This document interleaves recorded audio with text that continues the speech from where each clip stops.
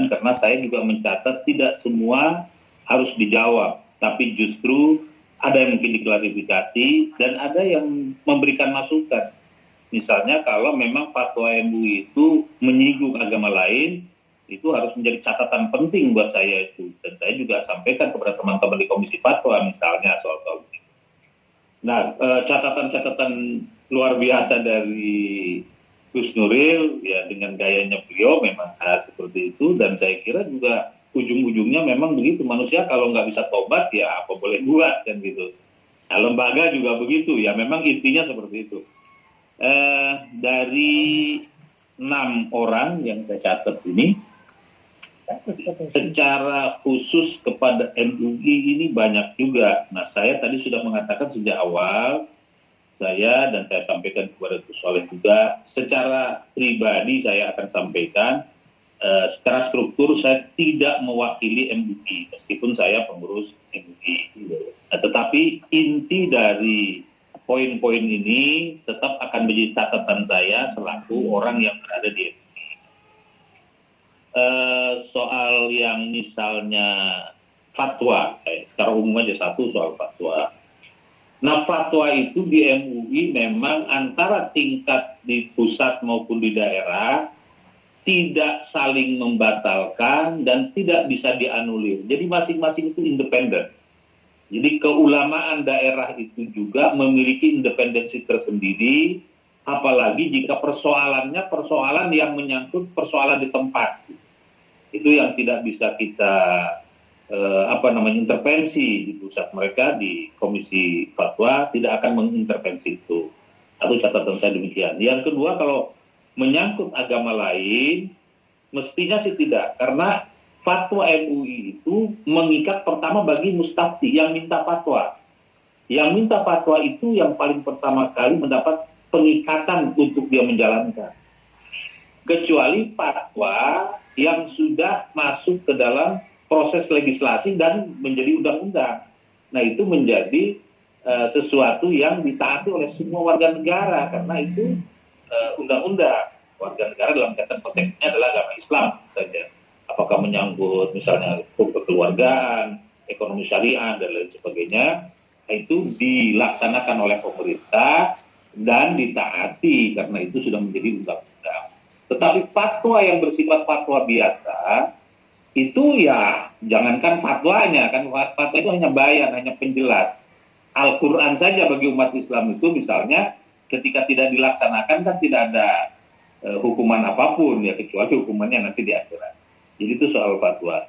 Kemudian dari kaitan dengan fatwa itu, soal objektif apa subjektif, itu bisa dilihat dan dipelajari dari dalil-dalilnya.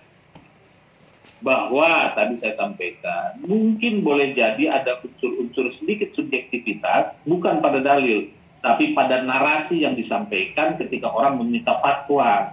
Itu boleh jadi di situ, boleh jadi demikian. Tapi secara umum dalil-dalil itu akan dilakukan kajian-kajian yang menurut saya mendalam. Soal keulamaannya ya boleh saja dipertanyakan, tetapi tadi meskipun tidak perwakilan ormas secara formal, tetapi pada dasarnya mereka itu diambil dari ormas-ormas yang ada. Barangkali, mohon maaf, bahasa kasarnya, kealiman Kiai Miftahul Ahya sehingga jadi ketua umum, antara lain karena beliau adalah Rois Am PBNU. Saya kira kalau mungkin beliau tidak jadi Rois Am, sekalipun alim, mungkin ada yang dianggap lebih pantas. Bisa jadi demikian, contoh aja. Ini bisa jadi demikian, bukan mutlak juga. Bahwa misalnya seseorang itu menurut organisasinya memadai tapi tidak dikirim ke MUI, bisa jadi juga demikian. Kenapa? Oh, ini sayang disimpan, boleh saja. Itu.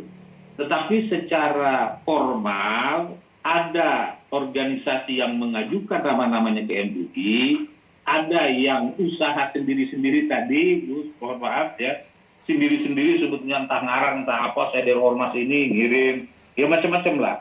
Nah, tetapi yang formalnya pimpinan-pimpinan ormas itu di MUI didudukkan sebagai sekarang istilahnya Dewan Pertimbangan. Kalau dulu Dewan Penasehat, Dewan Pertimbangan. Jadi seluruh pimpinan-pimpinan ormas Islam itu duduk sebagai anggota Dewan Pertimbangan. Sekarang Ketua Dewan Pertimbangannya Kiai Ma'ruf Amin, dan ketua-ketua ormas Islam itu dijadikan sebagai anggota Dewan Pertimbangan. Selain pakar-pakar tertentu, Pak Kures dan lain sebagainya. Nah, itu hanya sesuatu yang ada seperti itu. Mohon maaf kepada Gus Nuril, apakah itu mewakili atau tidak? Mungkin tidak. Tetapi seperti itulah MUI mendudukan orang-orangnya, bahwa apakah nanti sesuai dengan apa yang sudah tertulis dengan demikian, misalnya dalam aturan-aturan itu, wallahu alam juga. Ya, nanti tadi kembali kepada orangnya. Ada yang motivasi ekonominya tinggi, motivasi politiknya juga tinggi, ada yang ingin eksis dengan membawa kartu nama kemana-mana dan lain sebagainya. Itulah manusia. Nah, itu saya kira terkait dengan fatwa. Nah, terkait dengan keadaan, makanya saya tidak ingin menjawab satu-satu tadi yang 6 ini, walaupun saya catat semua itu Pak, mohon maaf ya Pak Joni dan semuanya ini, juga saya catat semua ini.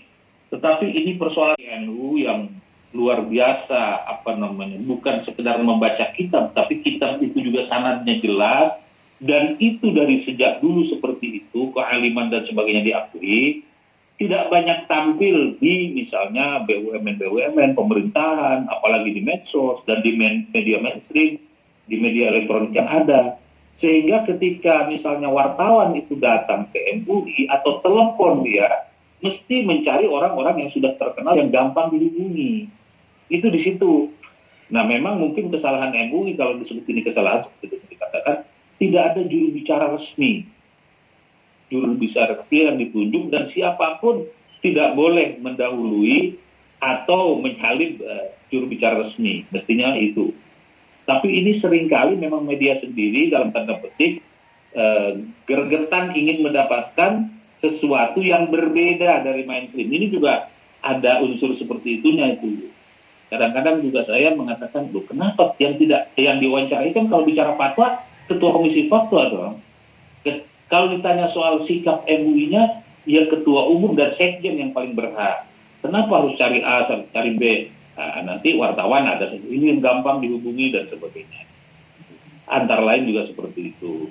Tapi tidak mutlak demikian juga. Mungkin kan setiap orang ya adalah kekeliruannya, keteledorannya dari sisi yang satu. Dari sisi yang lain ada juga seseorang itu punya keinginan yang penting saya dimuat lah, yang penting saya diberitakan soal pendapat saya, dan ya kadang-kadang fatwanya pun belum baca, bukan komisi fatwa ngomong soal fatwa. Makanya saya nggak berani ngomong soal fatwa kecuali secara umum bahwa fatwa itu seperti ini, tetapi kalau substansinya silakan dipelajari karena di buku kan sudah ada, di e-book ada, sekarang di media sosial juga banyak hal-hal yang terkait dengan fatwa itu, dasarnya, pertimbangannya dan sebagainya.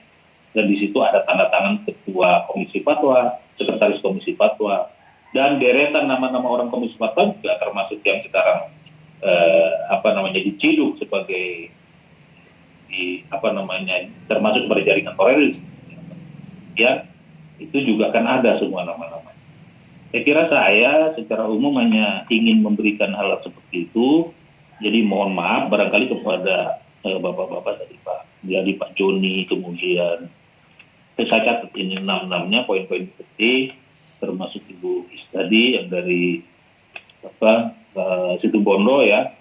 Sekarang kan fatwa itu metodologi dan sebagainya itu dibimbing langsung oleh Kiai Habibuddin Muhajir, beliau dari Tembagus. Saya kira memang ada perbedaan, perubahan mengarah kepada profesionalisme fatwa. Saya kira pasti itu kalau kita lihat dari awal-awal sampai sekarang. Tetapi bahwa kemudian hasilnya itu tidak bisa memuaskan orang, katakanlah. Maaf, barangkali juga harusnya memberikan bimbingan, tapi ada yang kecewa dan sebagainya. Mungkin itu soal lain. Soal lain itu kan ya tergantung kepada pribadi masing-masing tadi.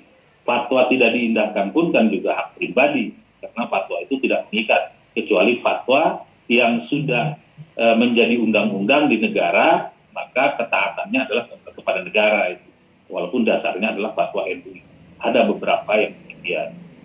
Saya kira mungkin hanya itu kalau harus saya sampaikan, karena kalau satu-satu saya jawab, termasuk soal mufti tadi, ya itu soal negara lah, minta mufti itu satu orang atau kolektif. Dalam bahasa umum sih kolektif lebih baik, tapi beberapa negara masih perorangan. Saya kira ya plus minus lah masing-masing pasti. Tapi mestinya yang kolektif itu lebih plus, yang ijtimai itu pasti lebih plus dibandingkan dengan yang personal, yang individual atau yang munfarid. Mestinya begitu. Tapi ya tergantung tadi itu negara mau memakai yang mana. Tapi sementara ini wadah musyawarah umat beragama Islam ya MUI, mungkin negara tadinya ke MUI secara formal. Kalau masalahnya terkait dengan Katolik ya KWI, dengan Kristen ke PGI, ke Hindu ya lain lagi kan. Terusnya saya kira ya, itu persoalan. Terima kasih. Mohon maaf, saya kira ya secara umum kalau harus ada closing statement, terima kasih kepada semuanya. Plus minusnya ini adalah masukan-masukan yang sangat berharga saya kira buat semua, ya, terutama saya yang di NUI. Saya kira ini kalimatnya ada yang keras, tetapi tujuannya saya kira luar biasa mulia seperti Gus Nuril. Memang orang atau lembaga itu suci harus disucikan dari orang-orang yang tidak suci kan, kira-kira begitu. Nah, lembaga ini bagus, ya orang-orangnya juga harus bagus. Lembaga ini adalah ulama, ya harus betul-betul ulama, bukan hanya sekedar ilmu, tapi juga sikapnya, kewaranya, sukutnya, tadi asketiknya dan sebagainya itu ya harus dijadikan acuan, pedoman dan sekaligus etik barangkali ya. Barangkali juga perlu membentuk kode etik dan sebagainya. Ya kita akan bicara juga dengan teman-teman saya. Nah, soal apakah kebijakan pimpinan nanti seperti apa, itu lain soal. Nanti kan pimpinan tertinggi dalam organisasi atau MUI ini adalah Kiai Miftahul Akhyar dan ketua dewan pertimbangannya Kiai Ma'ruf Amin. Tentu ya masukan-masukan ini kita sampaikan kepada beliau. Saya juga akan menyampaikan kepada beliau itu, selain kepada Sekjen, kepada Komisi Fatwa dan lain-lain. Terima kasih, saya kira sekali lagi ini masukan-masukan yang sangat berharga dan ini saya menyampaikan terima kasih kepada semuanya dan juga mudah-mudahan ya ke depan semua kita menjadi baik sebagai satu bangsa itu yang tidak tercerai dan MUI mestinya sebagai satu lembaga yang memberikan etik yang kemudian etik itu menjadi menyejukkan bagi semua pihak, merekat bagi semua pihak. Itu saja mungkin. Terima kasih. Mohon maaf. Assalamualaikum warahmatullahi wabarakatuh.